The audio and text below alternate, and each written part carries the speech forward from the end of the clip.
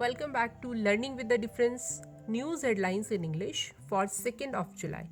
And first of all, national news. Emotions spilled over as Lord Jagannath begins 9-day Rath Yatra in Puri. Each Punjab household to get 300 units of free electricity, said Punjab Chief Minister. Amarinder Singh set to join BJP, merge party 8 months after Congress exit. In Udaipur Tailor's killing, two more arrested. Police. Supreme Court agreed to hear Shiv Sena chief whip's play on July 11th.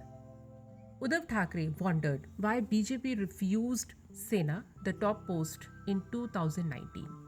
PM Modi spoke to Vladimir Putin, reiterates India's position on Russia-Ukraine war. Eknath Shinde to chair disaster management meet after heavy rainfall alert in Maharashtra.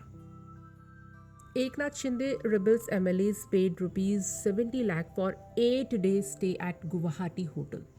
WhatsApp ban over 19 lakh Indian accounts in May. Rath Yatra 2022, Sudarsan Pattnaik created 125 sand chariots on Puri beach. And now some international news. Truck carrying 4,500 kg fireworks caught fire in US, lights up sky.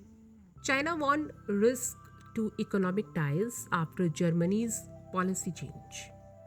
Machu Picchu, one of world's 7 wonders, threatened by forest fire.